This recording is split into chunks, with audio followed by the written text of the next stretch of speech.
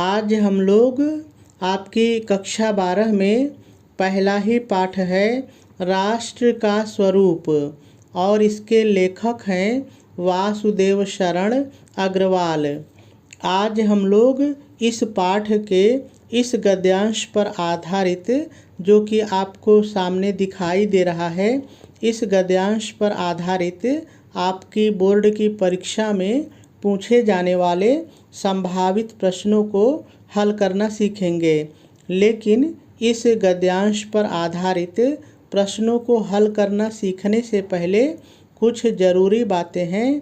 पहले हम लोग थोड़ा सा उन बातों पर चर्चा कर लेते हैं, उन बातों के बारे में थोड़ा सा जान लेते हैं, फिर उसके बाद हम लोग इस गद्यांश पर आधारित पूछे जाने वाले संभावित प्रश्नों को हल करना सीखेंगे।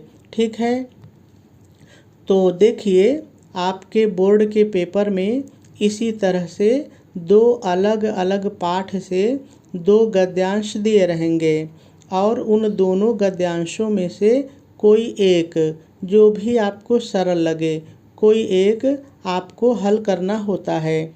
देखिए इस तरह से आपके पेपर में गद्यांश दिए रहेंगे और गद्यांश के नीचे इस तरह से 5 प्रश्न दिए रहेंगे। 5 ही प्रश्न होंगे, 5 से ज़्यादा नहीं हो सकते हैं और एक प्रश्न 2 नंबर का होता है। ये जो गद्यांश पर आधारित प्रश्न होते हैं, एक प्रश्न 2 नंबर का होता है। इस तरह से गद्यांश पर आधारित प्रश्न कुल मिलाकर के 10 अंक का 10 नंबर का होता है। और देखिए आपको पता है कि बोर्ड के पेपर में 10 नंबर बहुत ही मायने रखता है। ऐसे में आप गद्यांश पर आधारित प्रश्नों को हल करने का अभ्यास ज़रूर कीजिए। ठीक है, देखिए यदि इन प्रश्नों की बात करें तो ये जो पहला प्रश्न है ये लगभग आता ही आता है और कभी कभी इसको बदल करके थोड़ा सा दूसरे रूप में पूछ लेता है और कहता है कि उपर्युक्त गद्यांश का संदर्भ लिखिए। या तो प्रश्न कहेगा उपर्युक्त गद्यांश का संदर्भ लिखिए या फिर जैसे ये सामने आपको दिख रहा है ऐसे ही आएगा। यहाँ पर 2 के अलावा तीसरा प्रश्न नहीं आएगा। और देखिए बाकी के ये जो 3 प्रश्न हैं ये गद्यांश में कहीं से भी आ सकते हैं। मेरे कहने का मतलब ज़रा सा समझिए, जो 3 प्रश्न हैं वो जो पेपर बनाता है वो इस लाइन से भी प्रश्न ले सकता है, यहाँ से बना सकता है, यहाँ से, यानी कि वो जो 3 प्रश्न हैं वो गद्यांश में कहीं से भी बनाए जा सकते हैं। ठीक है, 4 प्रश्न हो गए। अब 5वें प्रश्न को ज़रा सा समझिए। देखिए ये जो 5वां प्रश्न होता है ये अनिवार्य होता है, आएगा ही आएगा।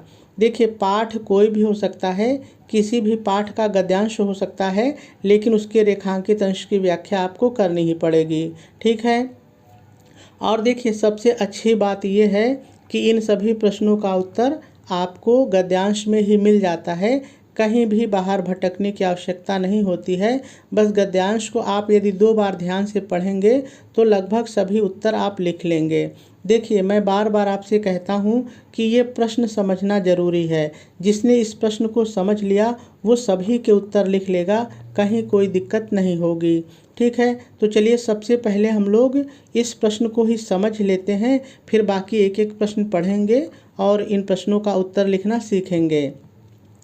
तो देखिए व्याख्या की बात है तो यहाँ पर ज़रा सा एक चीज़ और आप समझ लीजिए। देखिए आपको यहाँ पर रेखा खींची हुई दिख रही होगी, यहाँ से रेखा खींची गई है यहाँ से और यहाँ तक रेखा खींची हुई है। लेकिन देखिए जो पेपर बनाने वाला है वो रेखा कहीं भी खींच सकता है। ऐसे में आप जब भी कोई गद्यांश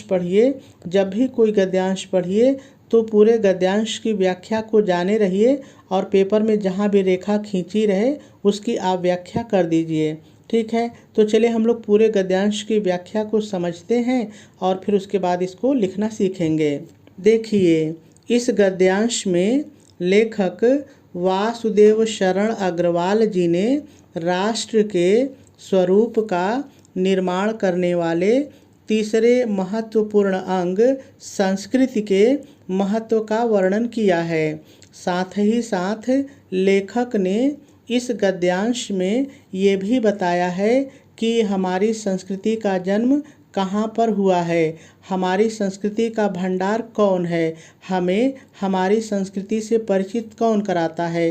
साथ ही साथ लेखक ने ये भी बताया है कि हमारे महान पूर्वजों ने किन क्षेत्रों में उपलब्धियां हासिल की हैं और हम अपने देश को किस तरह से आगे बढ़ा सकते हैं, हम अपने देश की उन्नति किस तरह से कर सकते हैं, इन सभी चीज़ों के बारे में बताया है। कैसे बताया है, चलिए हम लोग गद्यांश पढ़ते हैं और समझने की कोशिश करते हैं। तो लेखक वासुदेव शरण अग्रवाल जी कहते हैं, गांव और जंगलों में स्वच्छंद। देखिए, स्वच्छंद का मतलब होता है जिस पर कोई बंधन ना हो। एक तरह से आप स्वतंत्र कह लीजिए, हालांकि स्वच्छंद और स्वतंत्रता में अंतर होता है, लेकिन हम समझने के लिए स्वतंत्र कह सकते हैं, या जिस पर कोई बंधन ना हो। स्वच्छंद जन्म लेने वाले लोक गीतों में तारों के नीचे। देखिए, तारों के नीचे का मतलब यहाँ पर है प्राकृतिक वातावरण में। तारों के नीचे मतलब प्राकृतिक वातावरण में विकसित लोक कथाओं में संस्कृति का अमिट भंडार भरा हुआ है। कामा है, तो चलिए इतने की व्याख्या हम लोग सीख लेते हैं। तो देखिए, इन पंक्तियों में लेखक ये कहते हैं कि जो हमारी संस्कृति है, इस संस्कृति का जो जन्म है वो गाँव में और जंगलों में जो लोग रहते हैं, जो भोले भाले लोग रहते हैं, उनके जो लोकगीत हैं, उन्होंने जिन लोकगीतों की रचना की है, उन लोकगीतों में आपको संस्कृति का अमिट भंडार दिखाई दे सकता है। यानी इन लोकगीतों में अमिट भंडार भरा हुआ है, किसका, संस्कृति का।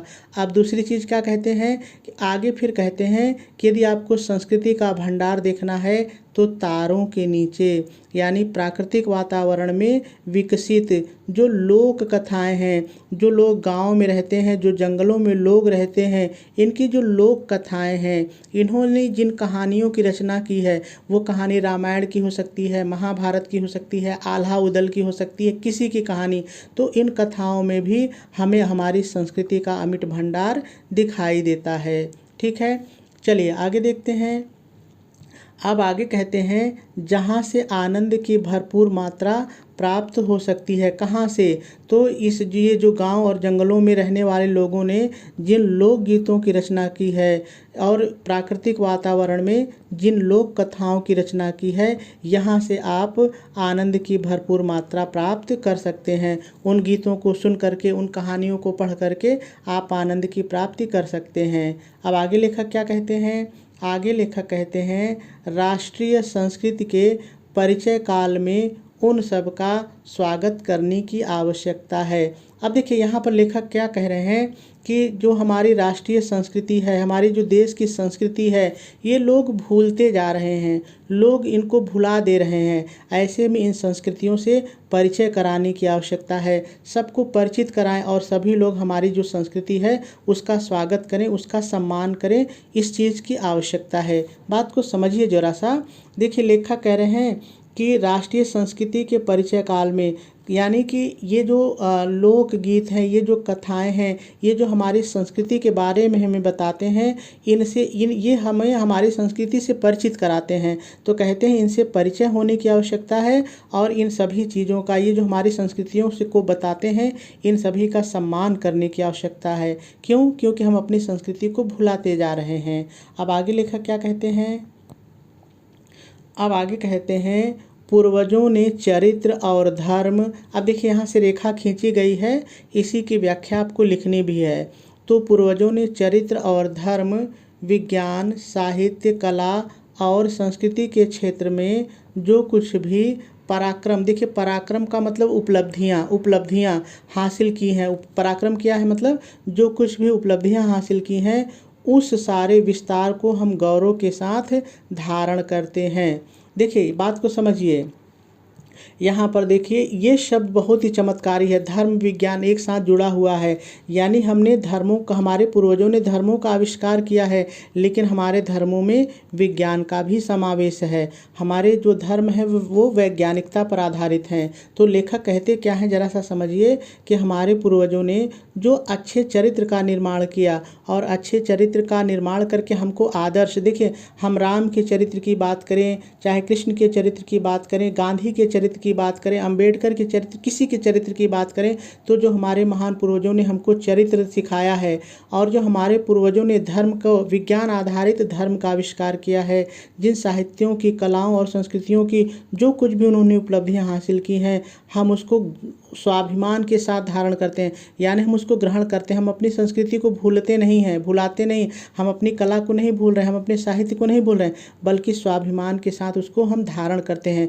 हम अपनी संस्कृति पर शर्मिंदा नहीं होते हैं, हम उनको धारण करते हैं, ठीक है, गौरव के साथ धारण करते हैं। और उसके तेज को, और ये जो हमारी संस्कृतियां हैं, ये जो कला के क्षेत्र में, साहित्य के क्षेत्र में, ये जो हमारी संस्कृति है, इसका जो तेज है, इसका जो आविष्कार है, इसकी जो उन्नति है, हम उसको भावी जीवन में देखना चाहते हैं।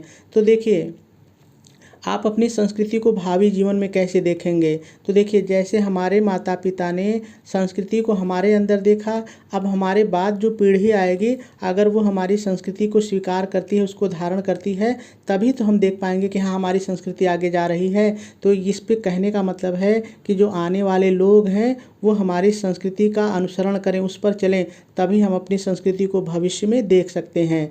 यही राष्ट्र संवर्धन का स्वाभाविक प्रकार है और यही जो है राष्ट्र को आगे बढ़ाने का, संवर्धन मतलब उन्नति है आगे, और कहते हैं यही राष्ट्र को देश को आगे बढ़ाने का स्वाभाविक प्रकार है। यानी इन संस्कृतियों का अनुसरण करके ही हम आगे बढ़ सकते हैं। देखिए जरा सा सोचिए, किसी भी देश को आगे बढ़ने के लिए क्या चाहिए, अच्छे चरित्र वाले लोग चाहिए, धर्म चाहिए, विज्ञान चाहिए, साहित्य चाहिए, कला चाहिए, संस्कृति चाहिए। तो ये सब चीज़ें तो हमारे महान पूर्वजों ने जो है पराक्रम किया है ना, इन सब की उन्नति की है, तो उसका अनुसरण कीजिए, उसका धारण करिए और इसी से हमारे देश का स्वाभाविक विकास हो सकता है। ठीक है, अब आगे क्या कहते हैं, देखिए आगे लेखक कहते हैं जहाँ अतीत वर्तमान के लिए भार रूप नहीं है। देखिए कहते हैं कि हमारी संस्कृति ऐसी है कि जो अतीत का मतलब बीता हुआ समय ना, तो हमारी जो संस्कृति है, जो हमारी पिछली संस्कृति है, वो हमारे वर्तमान के लिए, आज के लिए भार नहीं है, वो हम पर बोझ नहीं है, बल्कि हमारी संस्कृति हमें आगे बढ़ने की प्रेरणा देती है। तो कहते हैं हमारा जो अतीत है, हमारा जो बीता हुआ कल है, जो हमारी बीती हुई संस्कृति है, वो हमारे लिए भार नहीं है, बल्कि हमें आगे बढ़ने की प्रेरणा देती है। आगे क्या कहते हैं, जहाँ भूत वर्तमान को जकड़ कर नहीं रखना चाहता। और यहाँ देखिए भूत का मतलब ही है अतीत, जो अतीत है इसी का मतलब भूत भी होता है। यानी बीती हुई जो बातें हैं, जो बीते हुए काल की हमारी संस्कृति हैं, वो हमारे वर्तमान को जकड़ कर नहीं रखती कि हम आगे नहीं बढ़ने देंगे। देखिए कभी कभी लोग कहते हैं ना कि अरे ये पुरानी बातें हैं, इनको पकड़ोगे तो आगे नहीं बढ़ पाओगे, लेकिन लेखक यहाँ कह रहा है कि जो हमारी अतीत की संस्कृति है वो हमको जकड़ कर नहीं रखी है, हमको बांध कर नहीं रखी है कि हम आगे नहीं बढ़ सकते। हम उन संस्कृतियों का अनुसरण करके भी आगे बढ़ सकते हैं। तो कह रहे जकड़ करके नहीं रखना चाहता, वरन अपने वरदान से, वो हमारी संस्कृति जो है अपने वरदान से पुष्ट करके उसे आगे बढ़ाना चाहता है। उस राष्ट्र का हम स्वागत करते हैं और कहते हैं ऐसे देश का, ऐसे राष्ट्र का हम स्वागत करते हैं। तो कुछ इस तरह से इसकी व्याख्या थी। देखिए व्याख्या को जैसे मैंने बताया है, इसमें से जो भी आपको याद आए लिख दीजिए, जो भूल जाए तो भूल जाए, कोई दिक्कत नहीं है। व्याख्या में बस थोड़ा बहुत आपको बढ़ा चढ़ा के लिखना होता है, ज़्यादा कुछ नहीं होता है। तो चलिए अब हम लोग क्रमशः एक एक प्रश्न पढ़ते हैं और उत्तर लिखना सीखते हैं। तो पहला प्रश्न कह रहा है उपर्युक्त गद्यांश के शीर्षक एवं लेखक का नाम लिखिए। तो चलिए लिख लेते हैं। तो देखिए आप प्रश्नोत्तर नंबर डालेंगे, संकेत डालेंगे, गद्यांश के शुरू का और अंत का डालेंगे और फिर नंबरिंग करेंगे जो उप नंबर रहेगा और लिखेंगे उपर्युक्त गद्यांश के शीर्षक का नाम, राष्ट्र का स्वरूप एवं लेखक का नाम वासुदेव शरण अग्रवाल है और पहले प्रश्न का उत्तर पूरा हो जाएगा। चलिए दूसरा प्रश्न देखिए। दूसरा प्रश्न आपसे पूछ रहा है संस्कृत के वाहक एवं संरक्षक के रूप में लेखक ने किसे प्रस्तुत किया है। तो देखिए आपको यहाँ पर उत्तर मिल जाएगा, लाइन से नहीं मिलेगा लेकिन समझेंगे तो आपको मिल जाएगा। देखिए, गांव और जंगलों में स्वच्छंद जन्म लेने वाले लोकगीतों में और तारों के नीचे यानी प्राकृतिक वातावरण में विकसित लोक कथाओं को संस्कृति के, जो प्रश्न है बात कह रहा है, संस्कृति के संरक्षक के रूप में प्रस्तुत किया है। अब लिखेंगे कैसे, चलिए देखते हैं। तो देखिए आप दूसरा नंबर डालेंगे और लिखेंगे संस्कृत के वाहक एवं संरक्षक के रूप में लेखक ने। इतना मैंने प्रश्न से उठाया है, प्रश्न की भाषा के अनुसार, ठीक है। लेखक ने गांव और जंगलों में स्वच्छंद जन्म लेने वाले लोकगीतों तथा तारों के नीचे विकसित लोक कलाओं को प्रस्तुत किया है, ठीक है। और दूसरे प्रश्न का उत्तर भी हो जाएगा। चलिए तीसरा प्रश्न देखते हैं। तीसरा प्रश्न आपसे कह रहा है, लेखक गौरव के साथ क्या धारण करने के लिए कह रहा है। तो देखिए यहाँ पर इसका उत्तर आपको मिल जाएगा। देखिए गौरव के साथ धारण करते हैं। अब इसके पहले उत्तर मिल जाएगा तो हो जाएगा। देखिए यहाँ से पूर्वजों के चरित्र, धर्म, विज्ञान, साहित्य, कला और संस्कृति के क्षेत्र में जो कुछ भी पराक्रम किया है उन सारे विस्तार को हम गौरव के साथ धारण करते हैं। लेकिन इसको लिखना हमारे प्रश्न की भाषा में है, तो प्रश्न की भाषा में कैसे लिखेंगे चलिए देखते हैं। तो देखिए आप नंबरिंग करेंगे और लिखेंगे, हमारे पूर्वजों ने चरित्र और धर्म, विज्ञान, साहित्य, कला और संस्कृति के क्षेत्र में जो कुछ भी पराक्रम किया है उस सारे विस्तार को लेखक गौरव के साथ धारण करने के लिए कह रहा है। और तीसरे प्रश्न का उत्तर भी हो जाएगा। चलिए अगला प्रश्न देखते हैं। चौथा प्रश्न आपसे कह रहा है, हम किस भावना के माध्यम से अपने भविष्य को उज्जवल बना सकते हैं। देखिए जो उत्तर इसका है वही इसका भी उत्तर है, लेकिन देखिए प्रश्न की भाषा बदली है तो उत्तर की भाषा बस बदल जाएगी। कैसे लिखेंगे चलिए पढ़ते हैं।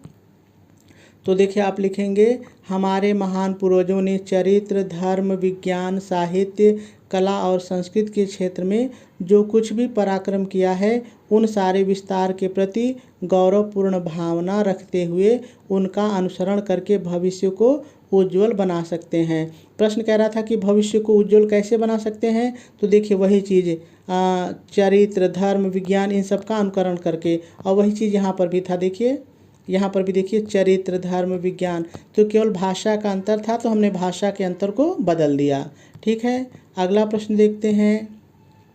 देखिए अगला प्रश्न है, रेखांकित अंश की व्याख्या कीजिए। तो चलिए पहले मैं थोड़ा सा आपको रेखांकित अंश दिखा दूं। तो देखिए यहाँ से रेखा खींची गई है और यहाँ तक रेखा खींची गई है पूरा, ठीक है। इतने की व्याख्या लिखनी है, बाकी से हमको मतलब नहीं है। तो कैसे लिखेंगे चलिए देखते हैं।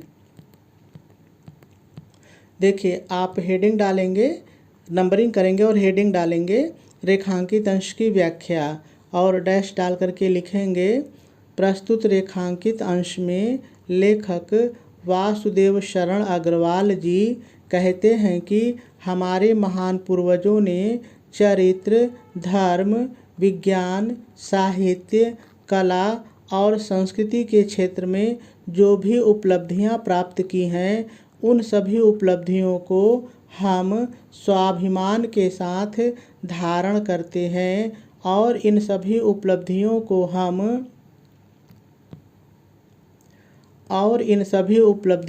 हम अपने भविष्य में आने वाली पीढ़ियों को भी धारण करता हुआ देखना चाहते हैं। राष्ट्र के उत्थान का यही सर्वोत्तम मार्ग है। पूर्ण विराम लगा देंगे और इस प्रश्न का उत्तर भी पूरा हो जाएगा।